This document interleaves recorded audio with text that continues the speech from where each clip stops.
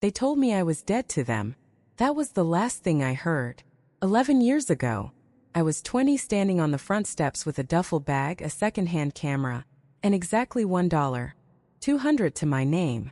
No goodbye. No hug. No take care. Just silence and a slammed door behind me. So imagine their faces, my parents, my siblings, when they arrived at a luxury beach house in Malibu for their private family reunion. And saw me standing inside, perfectly calm, waiting. My mother's wine glass slipped from her hand. My father's face went pale, and my sister Brooke choked out, "What are you doing here?" But I wasn't the one out of place, because the house they thought they'd rented for $18,000 a week, it wasn't just some anonymous luxury listing. It was mine, and they had no idea. Hi, I'm Ellie Carter. I'm 31 now, and the woman they erased from the family tree? She built a creative empire from scratch, without their money, their approval, or their permission. This is the story of how I went from being the black sheep they left behind to the one person they couldn't avoid. Not anymore. Because this time, they didn't just run into my success. They walked straight into my home, my life, and my truth. If you've ever been told you weren't enough, if someone once tried to write you out of your own story, then stay with me. Because what happened next changed everything. Before we dive in, tell me in the comments. Would you have opened the door if the people who cut you off came knocking again? I used to believe that if I followed the rules, I'd be loved.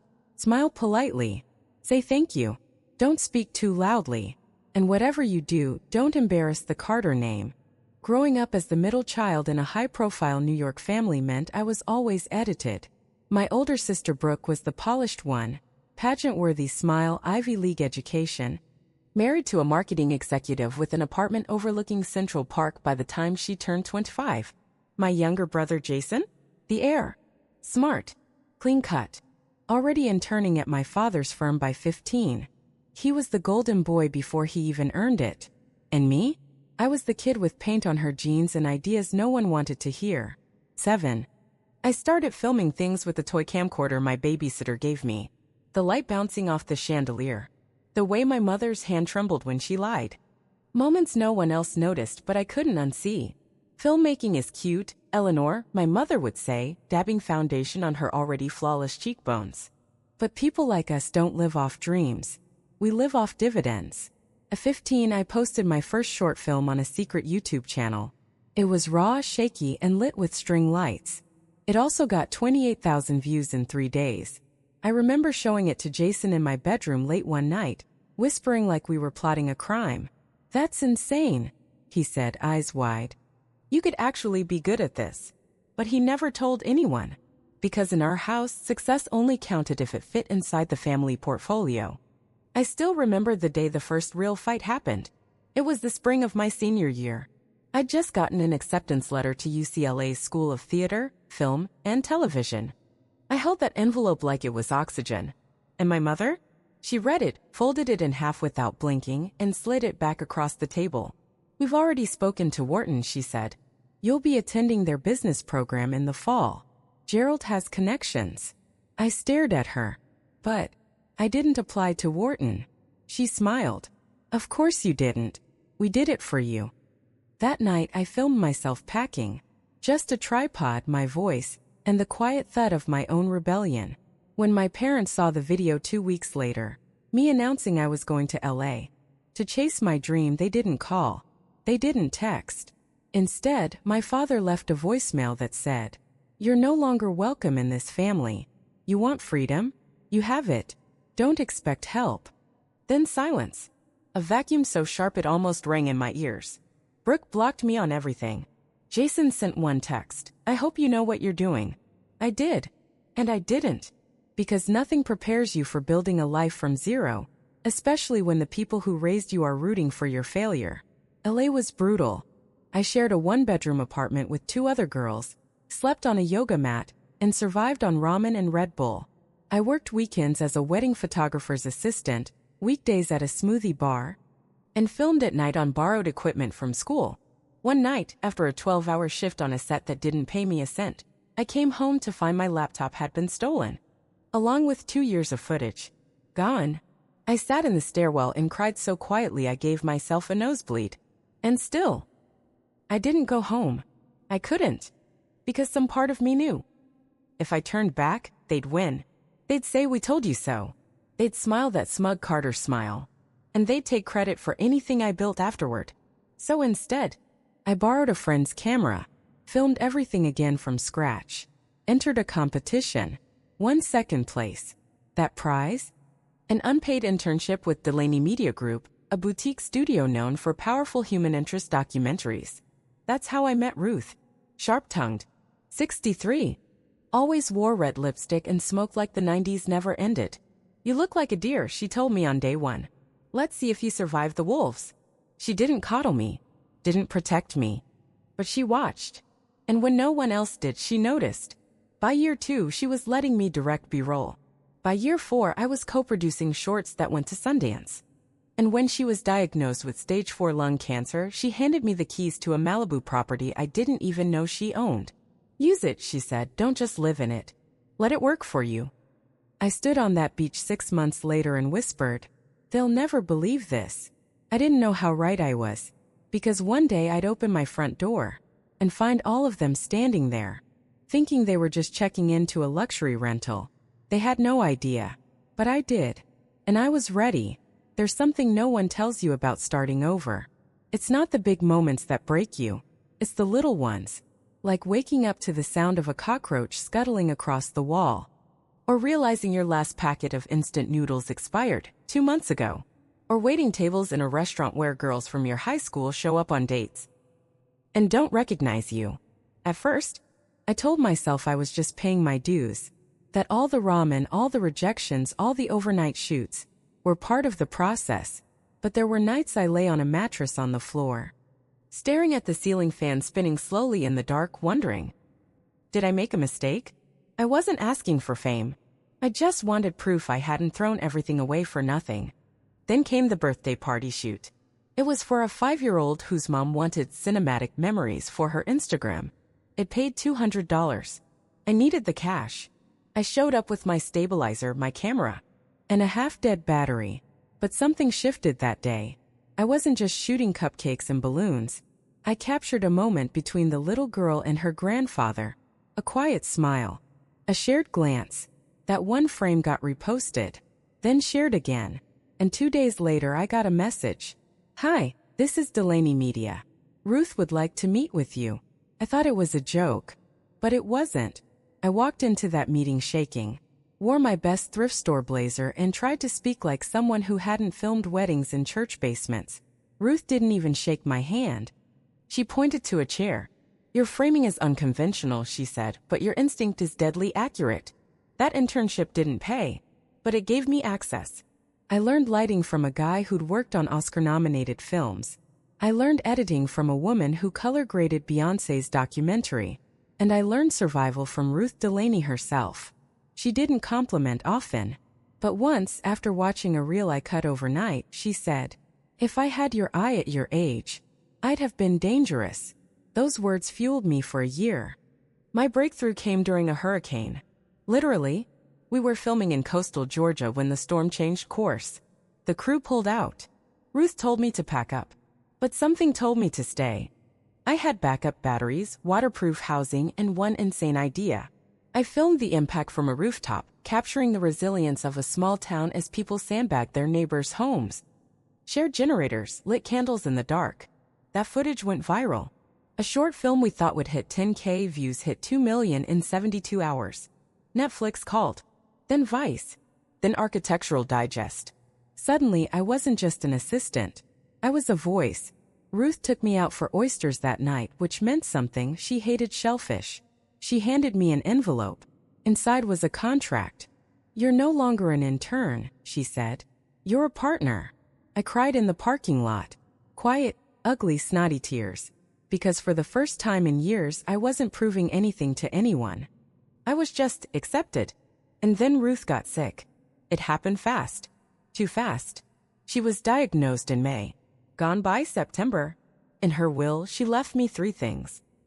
Her office chair, because a real producer doesn't stand for bullshit. Her old Leica camera. Fully manual, no excuses. and a beachfront property in Malibu. I stood in that house for the first time with a key in one hand and a letter in the other. Ellie, you see the world the way I always hoped I did. This house isn't just yours to live in. It's your studio, your sanctuary. Build something the world can't ignore. So I did.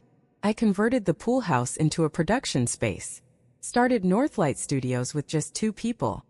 We shot real estate content for high-end developers, then scaled to architectural films, branded documentaries, and streaming content. My work appeared in Forbes, Vanity Fair, and The Atlantic. By 30, I had 6 employees, a distribution deal, and a savings account that could make my father sweat. But more than that, I had peace. Until one morning, a notification popped up. A reservation had been confirmed on my Malibu property, booked through the third-party agency I used when I was out of town. The listing didn't have my name on it. Just Northlight Beach Retreat, managed by NLS Holdings LLC. The name on the booking, Gerald and Marilyn Carter. My parents. They had no idea whose house they were walking into. But I did. And suddenly, I wasn't just the girl they forgot. I was the woman who built the world they couldn't ignore. I didn't cancel the reservation. I could have. Legally, I had every right. The agency managing my Malibu house offered to refund their payment, no questions asked. But I didn't. Because something in me needed them to see. To feel it. To breathe the air of the life they said I'd never build. I didn't plan a grand entrance. No cameras. No announcements. Just presence. I had the locks rekeyed to my master system. Added cameras to the common areas, living room, kitchen, deck. Not to spy. Just to watch. For security. But that morning I sat in my home office with a cup of black coffee. Eyes fixed on the security feed. And saw them arrive. My father stepped out of the SUV first. Still crisp in his casual linen. Still inspecting everything like he owned it. He ran his hand along the edge of the marble countertop, frowned slightly. My mother followed, directing the movers with her usual clipped precision. The way she pointed at things like the house was an inconvenience that hadn't met her expectations. Then came Brooke and Jason. Brooke's husband trailed behind her, already on the phone. Jason carried the bags. 3 kids tumbled out after them, nieces and nephews I had never met. I watched my mother rearrange the flower arrangement I had personally chosen. Watched my father examine the framed photographs on the wall, my photographs, and nod with vague approval as if judging some anonymous artist. And then, I saw it. On the console table in the living room, Brooke began setting up family portraits. Framed moments. Ski trips. Holidays. School graduations. There was one from our old beach vacation in Charleston, me included, camera in hand. I hadn't seen that photo in a decade. I didn't even know they still had it. My mother picked it up, paused, then slid it discreetly behind another frame, blocking my face completely. Message received. That night I didn't sleep. I sat on the deck alone, the ocean dark and endless in front of me. The house behind me glowing softly, my house, and yet filled with people who had deleted me like a bad chapter. The next morning, they were all gathered on the deck for lunch. The sun was high. The table set with heirloom china they brought from home. My mother in pearls, my father in a navy polo. It looked like a photo shoot from Town and Country. And then I walked in. No fanfare. No raised voice. Just the sound of my heels on the hardwood. 12 heads turned. Forks froze midair. My mother's wine glass tipped and shattered. My father stood halfway, as if unsure whether to defend or flee. Brooke's mouth opened, then closed again. Jason blinked like he was seeing a ghost. I smiled. Hope you're enjoying your stay, I said. I believe we have a lot to catch up on. Brooke was the first to speak. What are you doing here? I live here, I said calmly. This is my home. My father's voice was tight. We rented this property. Yes, I nodded. From the agency that manages it. On my behalf. Silence. Even the kids stopped moving. My mother looked down at the linen napkin in her lap. Like it could save her. You own this, she said quietly. I nodded. Outright. It was Jason who broke the silence. This is your house? Yes. He exhaled, long and low. Wow. It wasn't a compliment. It was realization. Then out of nowhere, one of the kids, a girl around 9, stood up. She walked toward me. "You're Ellie," she said. "Mom never talks about you. But I saw your name on a video at school." I blinked. "You did?" She nodded. "It was about women filmmakers. Your name was on the list." Brooke's face went red. The little girl held out a hand. "I'm Layla. I think you're cool." That nearly cracked me. I knelt down, took her hand, and smiled. "Thank you, Layla. That means a lot." Behind me, I heard my father clear his throat. "I think we're all a bit surprised," he said. I straightened. "That's fair. But let me be clear, I'm not here to make anyone uncomfortable. I just didn't feel the need to vacate my own home." Jason stepped forward. "You could have told us." I met his eyes. Would it have mattered? He didn't answer. My mother finally stood, regaining her composure. "Of course you're welcome to stay," she said stiffly. "We don't want to intrude." "Oh, you're not intruding," I said. "I just think it's time we stopped pretending I disappeared." They didn't speak, but no one left the table. I walked over and poured myself a glass of sparkling water, sat down beside Layla, and for the first time in 11 years I ate lunch with my family. In my house, on my terms. And the most surreal part? They stayed, because suddenly I wasn't the girl they cut off. I was the one holding the keys. That night, the house went unusually quiet. Not the usual hush of luxury homes where sound disappears into silk rugs and thick walls, but a heavy, charged stillness, the kind you feel before a storm. Everyone had returned to their rooms after dinner, claiming exhaustion. No one wanted to be the first to talk. No one wanted to be the first to break whatever fragile truce was keeping us all seated at the same table. Except Jason. I found him in the kitchen just after midnight. He was leaning against the counter, nursing a glass of scotch, still in his dinner clothes but barefoot. When he saw me, he didn't flinch. "You always did prefer sparkling water over wine," he said. I raised an eyebrow. "That's what you open with?" He shrugged. "Felt safer then, I'm sorry." I poured myself some tea, sat across from him. For a while, we didn't say anything. Then he said it. "They told everyone you had a breakdown." My hand froze around my mug. At first, just the extended family. Then to friends. It became the default explanation. Ellie cracked under pressure. Couldn't handle the Carter legacy. I swallowed hard.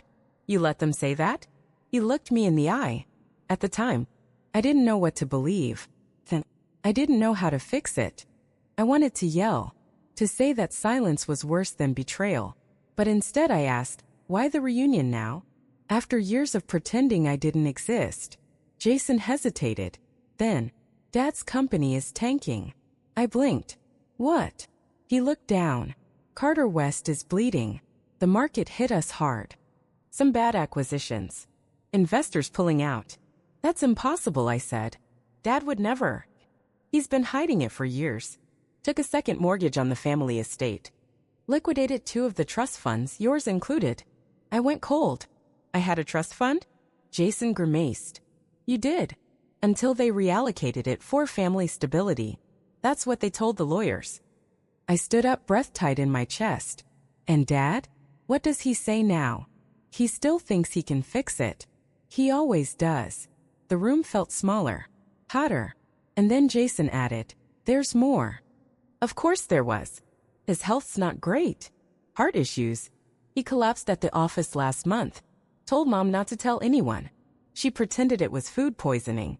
For a moment, I just stood there, holding onto the edge of the counter like it was the only thing keeping me upright. All the anger I thought I'd buried. It flared again, but this time it felt different. It wasn't rage. It was grief. Not for them. For the version of me that still hoped they'd show up someday. Healthy, whole, and honest. We stood in silence until the kitchen door creaked open. Brooke. She was in a silk robe, arms crossed, expression wary. "Family secrets without me?" she asked, tone half joking, half worn. Jason gestured to the extra chair. "Join us." She hesitated, then sat. Brooke had always been the image keeper, the one who posed perfectly for holiday cards and answered every question with a poised smile. But tonight, she looked tired. "Your house is impressive," she said, avoiding my gaze. "You've done well." "Thank you." She traced the rim of her water glass. "You know what no one tells you," she said quietly. "Following the rules doesn't guarantee peace." I studied her face. What are you trying to say? My marriage, she said, is a performance. Tom's been cheating for years. I know it. Dad knows it. But no one says anything because Tom's father is our largest investor. Jason flinched. I was silent. Brooke continued, voice bitter. 3 kids. A prenup that gives me nothing if I leave. And a reputation to protect. That's all I have left. It hit me like a punch. The golden daughter, the one I thought had it all, was stuck in a prison of her own making. You could leave, I said. She laughed. Dry. Hollow. And go where? Do what? I haven't worked in 10 years. I don't even know who I am outside of this family. I wanted to reach across the table, but I didn't. Because I knew that feeling. That terrifying blank space between who you were told to be and who you really are.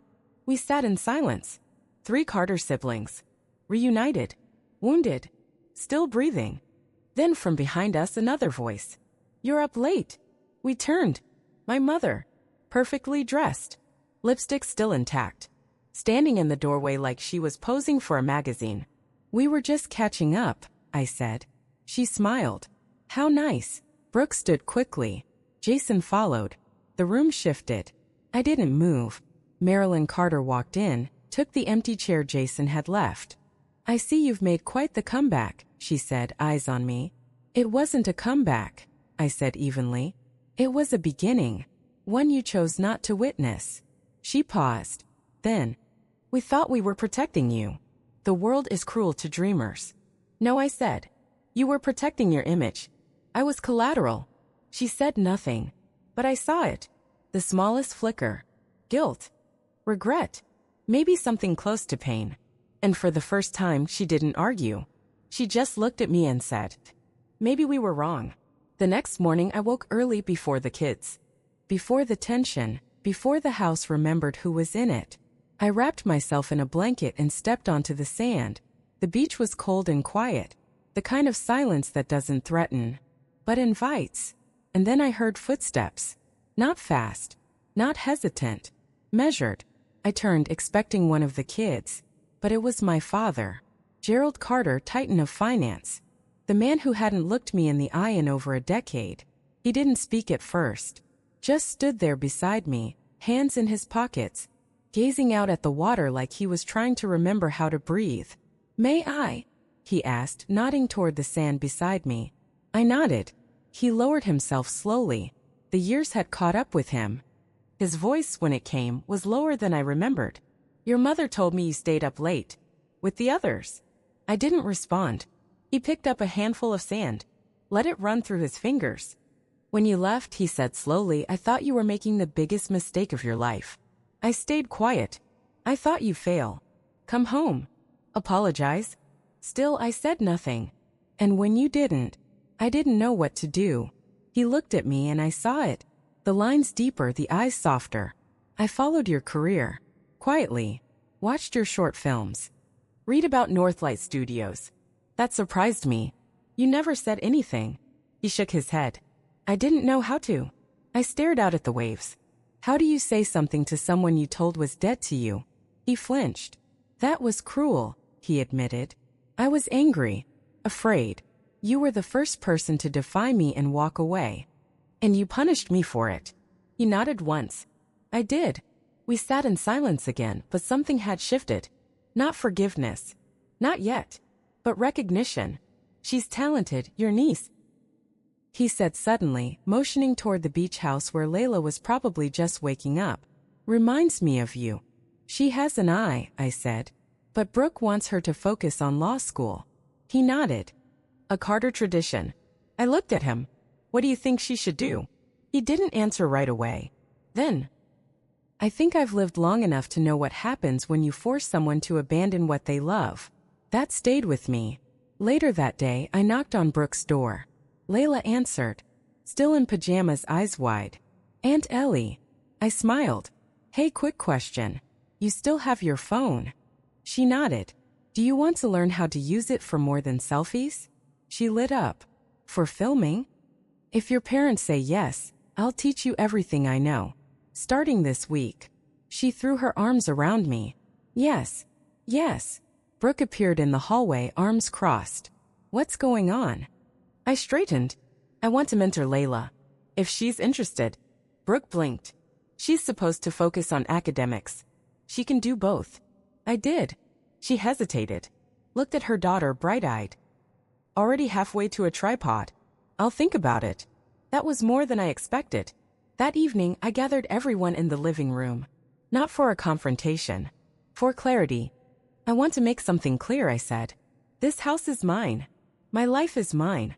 I don't want pity. I don't need apologies. My parents exchanged glances. Brooke looked down. Jason watched closely. But I'm open to rebuilding something new. Not a rewind. Not a reset. Something honest. What does that mean? My mother asked. It means, I'm not pretending the past didn't happen, but I'm also not letting it define everything forward. And if some of us aren't ready? Brooke asked. I met her eyes. That's okay. This isn't a demand. It's an invitation. Jason nodded slowly. I'd like that. My father cleared his throat. So would I. My mother hesitated. Then, softer than I'd heard her in years. We'll try. That night, as the house dimmed and people retreated to their rooms, I stood on the deck again. This time I wasn't alone. Layla sat beside me, camera in her lap. What's the first thing I should learn? She asked. I smiled. Light, I said. And how to recognize a real moment. She looked out toward the ocean. Like this. I nodded. Exactly like this. 3 months later I hosted Thanksgiving. Not because I had to, but because, for the first time in over a decade, I wanted to. The guest list was unconventional. My parents. Jason and his kids. Brooke, who RSVP'd yes with a "we'll see" in her tone, yet showed up, casserole in hand. But also, my assistant Mara and her wife, who had nowhere else to go that year. Benji, our junior editor who lost his mom in July. Michael, Ruth's son, who used to resent me for the inheritance, but now calls me the sister my mother actually picked. And of course Layla. We had 4 folding tables, mismatched silverware, and way too many pies. It wasn't perfect, but it was real. That afternoon, my father stood on the deck, deep in conversation with Benji about documentary ethics. My mother helped Layla adjust the lens on her first mirrorless camera, an early birthday gift from me. Jason was teaching Mara's daughter how to play Uno. Brooke? She sat beside me on the sand, watching the tide roll in, her shoes off, her phone nowhere in sight. You know, she said. I didn't think I'd stay more than 10 minutes. I smiled. I know. She picked up a seashell, turned it over in her palm. I envy you, she whispered. Not the money, not the house, the freedom. You can still have it, I said gently. She didn't respond, but she didn't say no. That night, after most of the guests had gone, I wandered the house in silence. The lights were low, the dishes stacked, the music quiet. And yet, it felt full. Not just of people, of something else. Peace, possibility, presence. In the kitchen, I found my mother putting away teacups. She turned as I entered, held one out. Chamomile, no milk. Exactly the way I used to drink it. I wasn't sure you'd want any, she said. But I remembered. That one sentence made my throat tighten. Thank you, I said softly, accepting the cup. We stood there a moment, no war, no performance, just 2 women with the fragile thread finally reconnecting. I meant what I said, she added. About trying. I know. It won't be easy. It doesn't have to be. She touched my arm lightly. A first. I'm proud of you, Ellie. I just didn't know how to say it before. Tears burned my eyes, but I blinked them back. Not now. Not yet. Instead, I nodded. That's enough. The next morning, the last of the cars pulled away. Jason gave me a long hug. Dinner next time you're in the city? He asked. Absolutely. Brooke lingered the longest. Layla clung to me tightly. I'll send you my film reel every week. She promised. You better, I said. Then as they drove off, I stood alone again on the porch of the house I once thought would be nothing more than an escape, and realized it had become something much bigger. A witness. A sanctuary. A starting line. Because the girl who was cast out had built something permanent. Not a castle. Not a dynasty. But a life. And in that life, family wasn't defined by who raised you. It was defined by who saw you. Who stayed. Who chose you. I didn't forgive everything. Some wounds don't close. But I made peace with the version of myself who once begged to be seen. Because she had survived.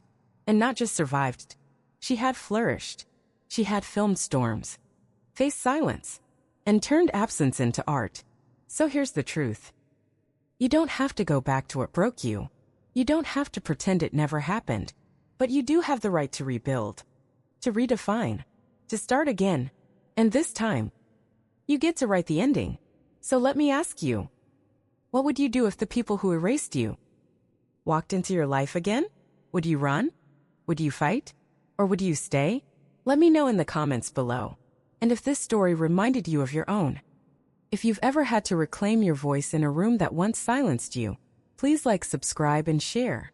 Because building boundaries isn't selfish. It's survival. And sometimes, it's the beginning of everything.